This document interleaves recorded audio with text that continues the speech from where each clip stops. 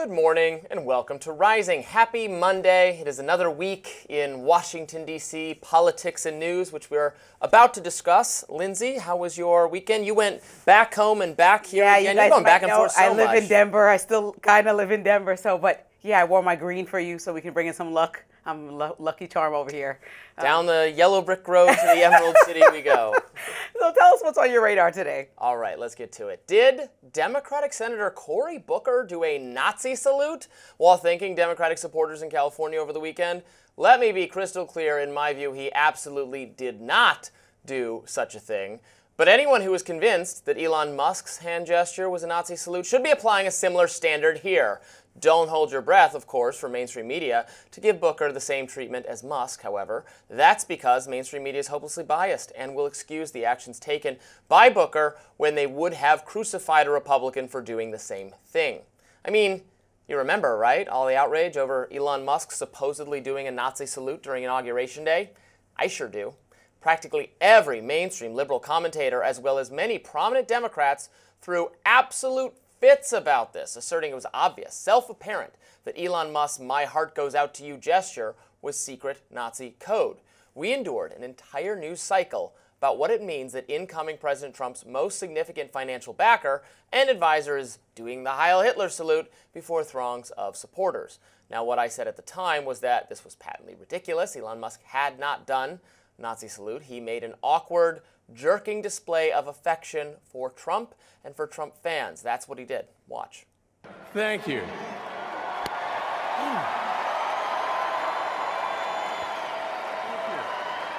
My heart goes out to you. I can kind of see how maybe if stripped of all context, you could say it sort of resembled this well-known fascist arm gesture, but by loudly declaring "my heart goes out to you," I think Musk clearly signaled what he was intending. It was a display of warmth and love for all of Trump's supporters who helped make his election possible. And that's how the Anti-Defamation League saw it. They put out a statement saying it was not a Nazi salute. But it's not how mainstream media saw it. They asserted he had performed a Nazi salute. Look at the New York Times, suggesting there was little doubt about its meaning. And of course, Alexandria Ocasio-Cortez slammed Musk, accusing him of performing a Nazi gesture. And on and on and on it went. This was wall-to-wall coverage for days. Now, for comparison, here is what Cory Booker did. The clip is real quick, excuse me. So watch it. Here we go. We're going to play it.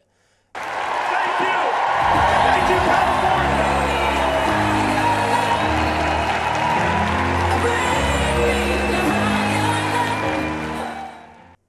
And you know what? We're actually going to play them side by side. So here's Cory Booker and Elon Musk. Same kind of thing. Looks very similar to me. Again, just to be clear, I do not think Cory Booker was doing a Nazi salute. I don't think Elon Musk is doing a Nazi salute. I think this whole thing is very silly. I think they're just showing appreciation to their supporters. I also think it's weird and frankly conspiratorial to think that there are these secret Nazis in our government just biding their time until they can flash pro-Hitler hand gestures. However, I'm sadly not at all surprised that exactly 0 mainstream publications have accused Booker of being a Nazi for doing the exact same thing as Elon Musk. Well, what I saw is that Alexandria Ocasio-Cortez, people specifically said that Musk was doing a Nazi salute, not these publications. So I know there's always an attack on the media, but they did cover it and say what was Elon Musk doing. I saw many outlets today covering what Musk had to say about Cory Booker. So I think it's the same type of coverage. I believe in consistency across the political spectrum. So we should have outrage or not for both or none. I also do not think either one of them were a Nazi salute. I do think that, when we're comparing the gestures back and forth, then we're losing the real conversation, which is that we're cheapening the history of what's happened in the Holocaust by using these terms every single day. I mean, Gestapo, fascism, Nazi, you're just like Hitler. Like, how many times have we heard this in the last, let's say, 5 years alone? And I think that there are people, you have to remember, there are people that are still alive that have, dire circumstances and consequences that happen to their life because of the Holocaust, and people who are still suffering with what, it remains of their experience from that. And I think every time we talk about it in the news in this way, and not us, I'm saying like when we're covering with such outrage, when Elon Musk does this, when Alexandria AOC does this, it's just like, do you really think that there is some hidden agenda to actually, be just like Hitler in the United States? Because I really believe there's a smarter conversation we can have about which policies you don't like without going to the most extreme degree and kind of just not worrying about who you're offending throughout that whole process. Oh, exactly. I think it's so tiring to people that it's Nazi this, fascist this, Hitler this, and on and on and on, and it just cheapens our discourse. I think the tone of the media coverage has been a little bit different in the two instances, and I'm always paying close attention to this because I see it all the time. It's almost a kind of cryptography. We had this with the OK hand sign too. Do you remember this? Yes. People saying that that's a Nazi gesture. And like, okay, maybe like 2 people on Earth mean it that way. But the rest of the world. vast majority of people have no idea what you're talking about. So then you'll put yourself in this very unhealthy for you headspace where then you're projecting onto people ill intent when they have no idea what you're talking about. And you can often, and I think this has to do with to some extent disguising hateful language or inappropriate language that we Lord Voldemort it, you know what I mean? We make it he who must not be named, and we make it sound scarier than it actually is. I think that's true of some of this iconography stuff, like and there's the secret tattoos. It's a tattoo of a cross. It's actually a Nazi tattoo. No, it's probably just a cross tattoo. It's a lot of that makes us mistrustful that the media totally plays into. But to be clear, I think it's a form of waving to your supporters. It's not Hitler doesn't own like raising your hand and pointing it at people. That'd be absurd, right? And why would we want to concede that ground? Why would we want to say, agree that everyone who is doing that is secretly a Nazi? I want to resist that. It's bad. And I think we all know that the Holocaust is not a metaphor for any political point. But what happens on both Democratic and Republican side is that what exists on social media is echo chambers chambers of people that want to hear and want to prove their points. So if you do look for any signs of Elon Musk being a Nazi, or if you look for Cory Booker being a Nazi, you can find that to be proven falsely on Twitter or X or Instagram. You can find somebody to echo your thoughts because it's just a bunch of people aggregating information that want to hear from each other. Well, all government and any restriction on my rights whatsoever is fascism. So. Well, that's what I'm saying. Both sides can be proven. Exactly. Both sides can find what they're looking for in there. And I think I think part of the problem is where we are today when we talk about politics. We go to certain sources to kind of hear what we're looking to find and search certain things when we're looking to find that information. And so part of what I'm excited about is that there are so many voices to the table. But at the same time, when those voices are not vetted, which is why I appreciate real journalism, then we have a lot of conversations in the ethos about people doing like egregious things, and really they're just waving to people that came out in thousands in droves to support them. Yeah, this is a popular idea that there's a lot of ideological self-reinforcement that is made possible by social media. That you agree? I don't know that I actually do agree, because there's a lot of, it's more chaotic and ungate-kept on social media than it was before. I think maybe there was a less wide range of opinions previously that you were allowed to like even have, and so what looks like ideological self-reinforcement now is actually a greater diversity of thought that you didn't used to give, because it was like it was pretend disagreement, the kind that you had on cable news on TV or in newspapers, where it's mostly people, affluent people who all kind of agree, pretending. Now it's just unhinged, anything goes. Well, now it's type unhinged of disagreement. and anything goes. Yes. Okay. And some of that is bad. And some of that is, I don't know, sometimes the unhinged crazy people are right about something, so they have a point or they should be listened to. And sometimes they're conspiracy theorists talking about sometimes. But sometimes politicians being Nazis. Sometimes the mainstream people are conspiracy theorists too. Good morning and welcome to Rising. Happy Tuesday. We've got another great show for you today. I'm again joined by Lindsay Granger. Nice to see you. Happy to be with you. How are you feeling this morning? I'm feeling just fine. How are you feeling? I'm doing well. I want to know what's on your radar. Hopefully we'll keep it bright and cheery. Let's hear it. Well, we'll see. It's periodically entertaining to check in with our friends at CNN, that's what I think, where the commentators are constantly inveighing against President Donald Trump and his policies, despite the fact that many of his policies are popular. They poll well. In fact, They poll well according to CNN. That's right, Harry Enton, CNN's pollster, who, in all fairness, does a terrific job, is out with another poll delivering some sobering results for Democrats and the mainstream media. You ready for this? Despite the incoherence of the tariff plan that is not broadly popular if you poll the tariff plan specifically, voters still trust Trump, Donald Trump, on the economy more so than Democrats. Trump is up 8 points over the Dems. Watch this. Yeah, you would think after all of the waves, Kate Baldwin, after the last few months, the first 5 months of the Donald Trump presidency, right, the first 4 months of the Donald Trump presidency, that you expect that Democrats would have this massive lead on the economy. It ain't so. It ain't so. The party that is closest to your economic views, in November of 2023, it was the Republicans by 11 points. Now it's still within that range, still within that margin of error, plus 8-point advantage for the Republican Party. Here's a little bit more from that clip. How is that possible, Democrats? How is that possible after all the recession fears, after the stock market's been doing all of this, after all the tariffs that Americans are against, and Republicans still hold an 8-point lead on the economy? Are you kidding me? Oh, Enton goes on to note, it's not just CNN's poll. According to a new Ipsos poll, respondents said the GOP has a better economic plan, actually, than the Democrats by a margin of 12 points. That's an increase from 1 year ago. It's getting better for them. Trump's GOP is doing even better on the central question, the state of the economy, than ever before. Now, what this suggests to me is that for all the hand-wringing from the mainstream media about Trump, tariffs, trade, etc., voters just don't trust the Democrats on the economy whatsoever.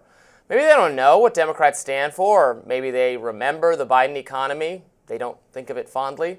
Whatever it is, it's going to be a major problem for the Dems in 2026 midterms. If Trump can propose tariffs, remove tariffs, tariff harder, tariff softer, back on tariffs, back off, have various members of his administration disagree about the tariffs and contradict each other on camera, and still retain the fundamental trust of the American people, what are the Democrats even doing? They're doomed. They're doomed, Lindsay. I'm so sorry. They're doomed. I know you're so happy about this news. I couldn't believe what I was watching yesterday.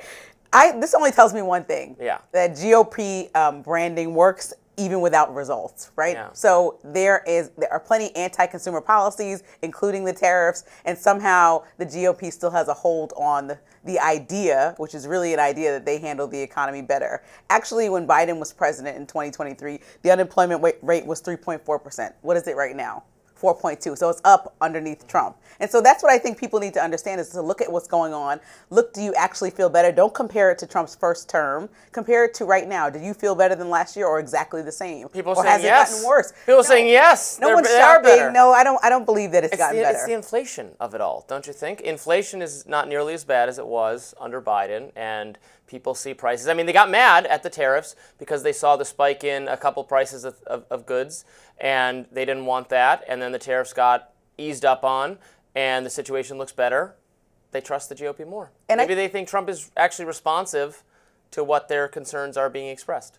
I think that the Democrats really need to work on their messaging. We've been saying that over and over again. It's just about what is the message for the next year, the next 2 years, and the next 4 years. Because I think that they're missing a core part of their audience that wants to know, okay, besides Trump not doing a great job, what are the new offerings you're bringing to the table? And so that's a critique that I'll always say about the Democratic Party, because there is a huge, wide open space to criticize Trump in every way, and everyone is doing that. But what are your solutions that will bring the economy down? Because we know that Trump went on the campaign trail and rallied off a bunch of solutions that he has not enacted that caused people to believe that he was really going to be the change that the economy and Americans are ready to see. And as we can see, nothing changed. Everyone feels pretty much the same as the last year or two. And so I think it's just really about marketing, and we know that President Trump is a marketing expert at this point. I think it's just about marketing. I think people understand, I think they know it in their bones, that with Democrats in charge, you get a lot of big government spending policies, you get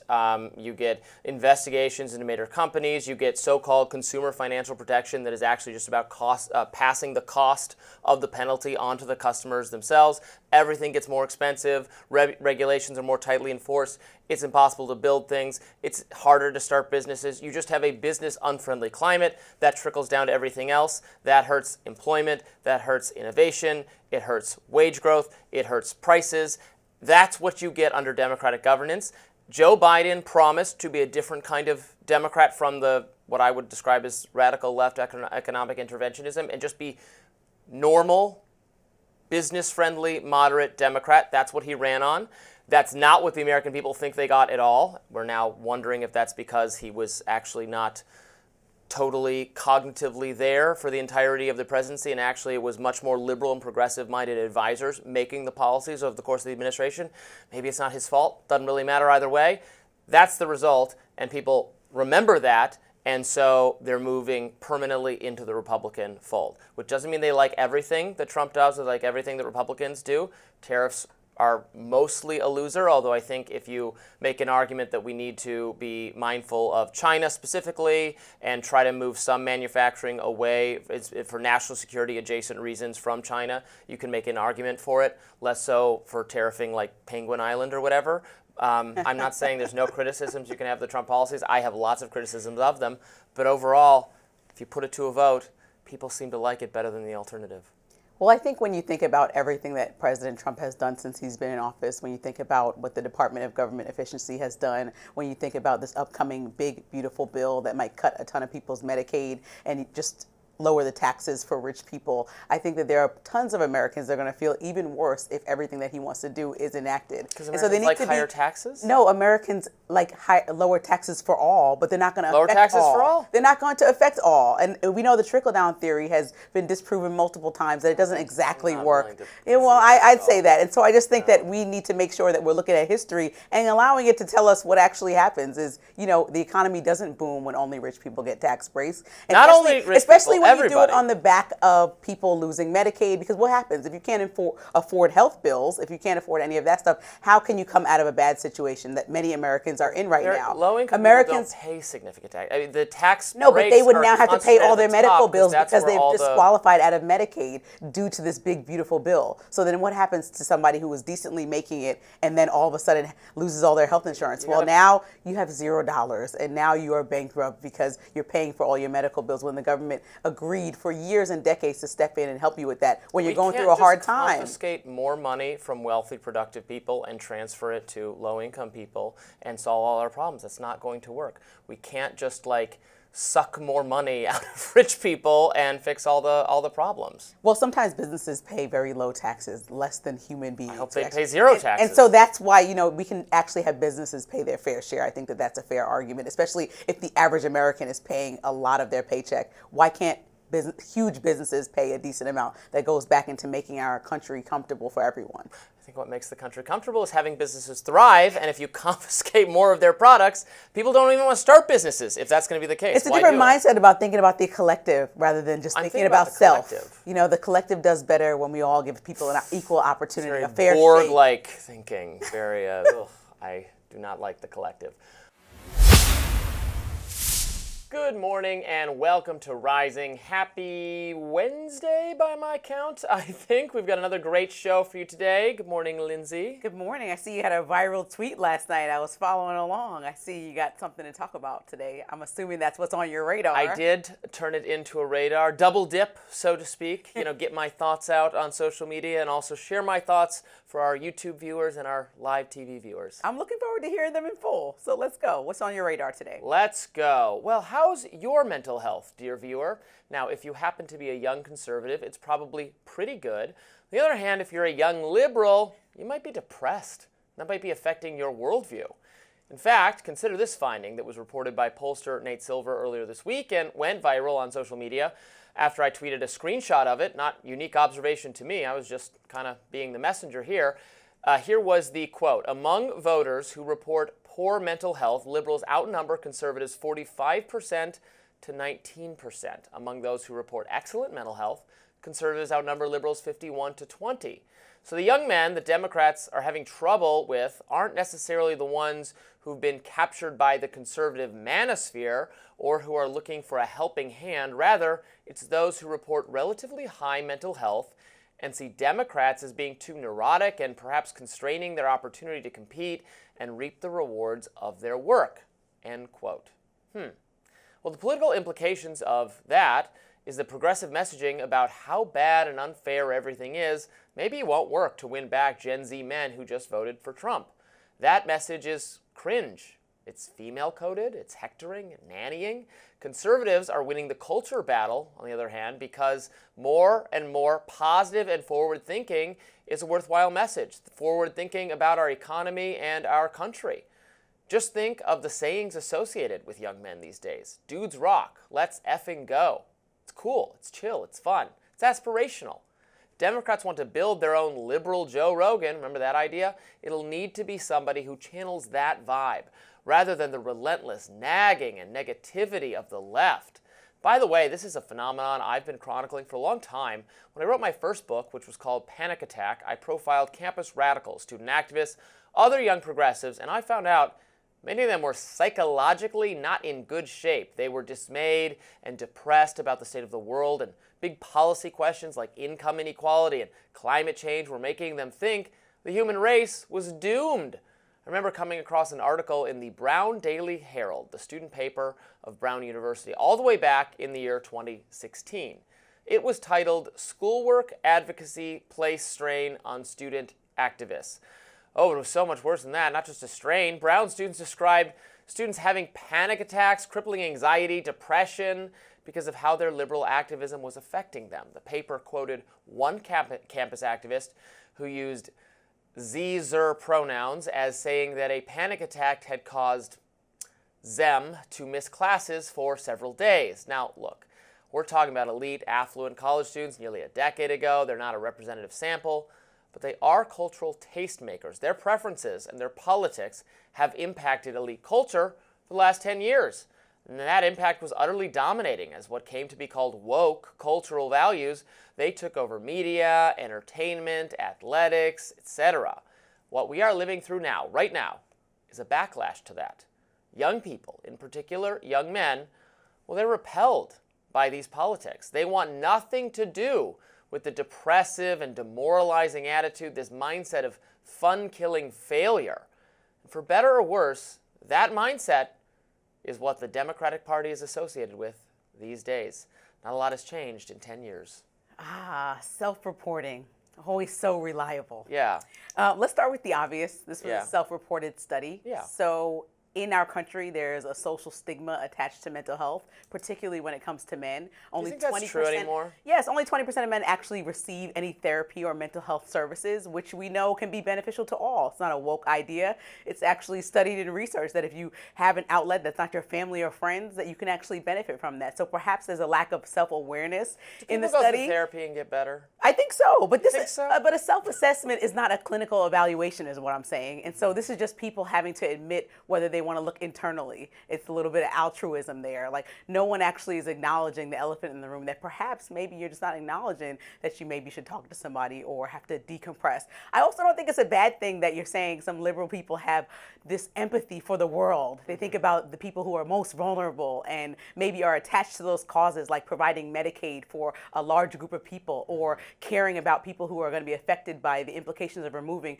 USAID. So yeah, there might be a little bit more down in the dumps when they consider those things. But the empathy is not a bad thing. That doesn't mean you can't come out of that and have other thoughts. And so I think there's a lot of problems in this study. It's not like a blanket statement where we can say, wow, yes, this group is way happier realistically because doctors said so, or this group is way That's fine, but more sad. Anecdotally, it completely corresponds with what I see from actual young people of various political stripes.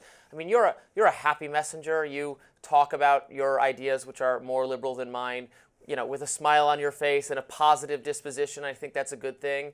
The fatalism from so many people I know, and maybe you're not necessarily really on like the far left or something, but the kind of fatalism among very progressive people, just like we're all doomed. They totally appropriated therapy speak. I'm not against therapy. I think therapy can be helpful for some people in some situations. I think it can certainly be useful to talk to someone who's a trusted, expert, empathetic person with some background in educating people on their mental health. I am not against doing that. I don't think it should be stigmatized either. In full disclosure, I've talked with therapists before. So have There's I. nothing wrong with doing that. I think there's a naivety in thinking that you can like fundamentally change your personality, that all you're missing is someone you can complain about all your problems to, and then you have this naivety that they're going to tell you that all of your problems are someone else's fault and not yours, and you don't have to do anything to change. So I'm going to self-report that's a to naivety. you. I'm going to self-report to you. You know, social media specifically shows me that there are not an endless number of happy conservatives parading around. Let's take X, for example. People on there demonstrate poor social behavior and emotional behavior all the time. The tirades that they go on,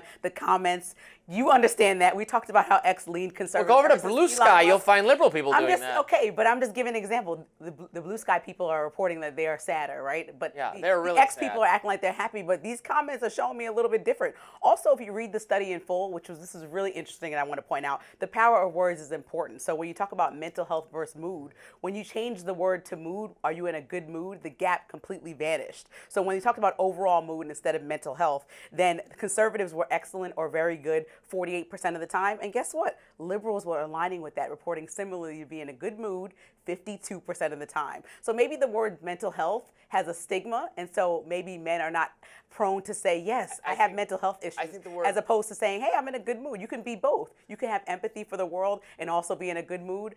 You can have, say you're a little distressed and also be in a bad mood sometimes. It doesn't mean overall you have a terrible life. Destigmatized discussing mental health. We've gone too far and too overboard with it. And people, particularly on the left, want to associate themselves with mental illness in order to outdo each other in a kind of victim hierarchy that is how you exceed in activist circles. You have to say, I am the most depressed, I am the most traumatized, I am the most triggered, I am the most victimized, and that's how you assert your dominance in liberal elite bubbles. And that has been the trade that we had that environment take over 10 or 15 years ago, and we are seeing the results of that, which is that young men want nothing to do with that. Well, this is because they are healthier. This is not the oppression Olympics. It's just people literally trying to vocalize that they understand the plight of groups around the world. And so if you associate liberals doing that to them being, having mental health issues, I don't think that correlates. People actually are just aware of their surroundings and can look around and say, hey, this is not the best current state of affairs. I know this research was done a couple of years ago, so my go-to would be like, look around. A lot of people are probably distressed right now. But since it didn't happen this year, the argument doesn't stand right there. But also a couple of years ago, we were still distressed at the current state of affairs. We just got off of COVID. People are just getting their lives back together. The economy was equally as bad as it is now. So really, it hasn't been a great time in the last few years to have the best, most optimistic view on the world. Well, and if liberals were still in charge, we'd still be shut up in our homes because there's still someone sick with COVID somewhere, and we'd be on all the same lockdowns, and we'd be even more miserable. So that's, to my mind, that speaks to the need to not have those kinds of policies. Good morning and welcome to Rising. We've got a great show for you today on this Thursday morning. How are you, Lindsay? I'm doing well. I just told you I read my horoscope. I'm waiting for you to read yours. Oh, well, while we're speaking of magic, I actually attended a magic show last night. How was it? It was very fun. I love magic shows. Really? Oh, I learn something new about you every day. Let's learn what's on your radar today. How about that one? Okay. I don't think it's really a mystery why the Democratic Party has lost young men, but apparently the Democrats think they need data. They need insights, they need spreadsheets and charts and polling results. They need to talk, to study Trump-loving Gen Z dudes in a laboratory and find out how they can win them back, preferably without doing the difficult work of changing anything about the policies of the Democratic Party, which probably isn't going to work. Now on Rising, we've previously discussed reports that Democratic donors are spending as much as $20 million on a plan to study young men and lift up social media influencers and entertainers who speak to their issues, maybe even a liberal Joe Rogan. This is a plan, by the way, that's been universally panned by right and left. Everybody who knows anything about Joe Rogan's appeal understands that he arose organically. He was not hired or discovered by elites. He deviates from political orthodoxies with a frequency that would make him instantly anathema to progressive cultural tastemakers if they actually found someone like him with mass appeal. But I digress. Here's the latest news. Politico obtained some of the early data from these Democratic efforts to understand young men, which, by the way, is officially named Speaking with American Men Project, or SAM for short. Can't help but laugh, but it's a real thing. Anyway, Politico says, quote, the results of an initial round of research shared exclusively with Politico, including 30 focus groups and a national media consumption survey, found many young men believe that neither party has our back. As one black man from Georgia said in a focus group, participants described the Democratic Party as overly scripted and cautious, while Republicans are seen as confident and unafraid to offend. Democrats are seen as weak, whereas Republicans are seen as strong. That's according to the co-founder of the project, Elise Hogue. She also says young men spoke of being invisible to the Democratic coalition, and so you've got this weak problem, and then you've got this I don't think they care about me problem, and I think the combination is kind of a killer. Researchers went on to note that young men, quote, described how the COVID pandemic left them isolated and socially disconnected. They also said they now feel overwhelmed by economic anxiety, making traditional milestones like buying a home or saving for kids' college feel impossible. The degree to which those economic concerns are also impacting how they think about themselves and quote-unquote success of being a man and living up to their own expectations or expectations of family and society. There's another layer of economic anxiety that I don't think I fully saw until now, end quote. Young men's feelings of crisis are connected to their exodus from the party. Politico continues, Sam's national survey found that just 27% of young men viewed the Democratic Party positively. 43% of them viewed the Republican Party favorably. Okay, time for some analysis. First off, none of this is at all surprising to me, like not even one bit. I don't know how much of the $20 million was spent doing this research, but I could have told Democratic strategists all of this over lunch or coffee, maybe drinks, if they asked me. All this stuff is pretty obvious. No, the Democratic Party is associated with the harmful policies of the pandemic. And it's looking like those policies are disproportionately disliked by young people and also by young men. They were disproportionately affected. The Democrats are also increasingly associated with a transfer of wealth from young people to old people. The Democrats are the party that keeps saying no cuts to Medicare ever, no changes to Social Security. We have to keep fully paying for old people no matter what, even as things that young people need, housing, childcare, education, keep getting more and more expensive. The boomers rigged the entire economic system in their favor, and nobody in government wants to cross them because they're such a large and important voting bloc. But Republicans are at least a little bit more interested, maybe, in rethinking some of this government spending, and I suspect young people are rewarding them for it. Generational warfare, Lindsay, that's what I want to wage. We have a massive transfer of wealth from young, healthy people to older, sicker people. And look, I understand that there isn't a lot of political will to start throwing seniors off of Medicare and Social Security. Fine, but something has to be done to rebalance the scales in favor of young people. Young people are delaying starting families because they can't afford to buy homes. Childcare has gotten astronomically expensive. Education has gotten astronomically expensive.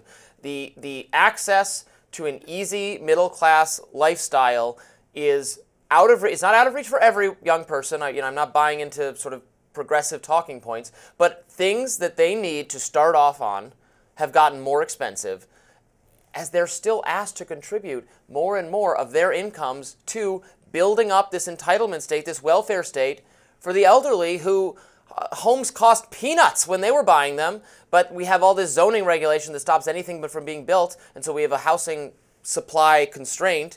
Nothing new can be built. They made the system that way, and still they're extracting wealth from young people. I think that is one reason, understated reason, and the COVID policies are another, that young people don't trust the Democratic Party. They know that when push comes to shove, they will continue this system. Republicans mostly vote to continue this system as well. You can see how Elon Musk's argument that the bill has to be balanced is going nowhere. Support both parties, but I feel like we paid money to state the obvious. Okay, I hear you loud and clear on that point. But now we have real data that Democrats really can't ignore. So like I always say, what's the plan forward? And I think there should be a really clear plan forward. So, you can naturally show up in some of these spaces like gaming and sports on YouTube. Show up and actually do the 3-hour interview with the people that we have in place right now. You don't need to find somebody to support you. Trump didn't seek out Trump didn't seek out Joe Rogan to support him. He just went on the show and talked for 3 hours. Try that strategy, just showing up as yourself. People might actually like who you are. Focus on the kitchen table issues. So we can talk about, like you said, overtime pay, rent, family leave. They can start to take over those conversations that Trump started and never executed completely, right? We can start to take over some of these issues that require the people in our base that we're talking about, the young people that are affected in full, and see them through. I also think there's a big problem with communicating respect. A lot of men don't want to be, or people, young people specifically, don't want to be talked down upon, don't want to feel condescended. And so if we change the tone a little bit about how we're talking to people who maybe don't understand or don't fully grasp the social issue, maybe just break it down kindly and clearly, especially as an authoritative figure who's studied and spent time researching the communities that are most vulnerable or affected by some of the issues that Democrats are standing on, break that down in conversation. Like you and I talk about different things. I think people can take more away from that rather than talking to them and just always pointing fingers like we see. That's where a lot of commentary has gone, just very, disrespectful, no regard for someone who doesn't even understand a different side. And then I also think you have to have those core values and craft messages with conviction. You can't be swaying every time the tide turns. You can't, quit the party. You can't throw people under the bus. You have to stay tried and true and figure out what the Democratic strategy is. And I think it's time that people get in line and just really get back to the core of things, because the research just proves what you said. We can't take just what people online are saying. We can't just sometimes we don't want to listen to some of the polls around election season because we find that they're not accurate, like in the case of Hillary Clinton and President Trump. And so they wanted to do their own independent research, and this is what they came up with. And I actually think this should be a good first step to actually making real change for the party. And maybe not just listening to people online, but actually seeing men speaking up, saying what they're looking for. Yeah, I agree with you on certainly speaking longer in the podcast format is a strategy Democrats should pursue. You can see which ones get it, that Pete Buttigieg is doing that, Gavin Newsom is doing that, Bernie Sanders has always been open to doing that. Kamala Harris is not doing that, but still thinks she should be the leader of the Democratic Party, as I understand, which is kind of questionable to me. We have a long way to go. We'll see. We shall see if she's still in the mix. Up next, a federal judge halted the deportation of Mohammed Sulaiman's family. That's next.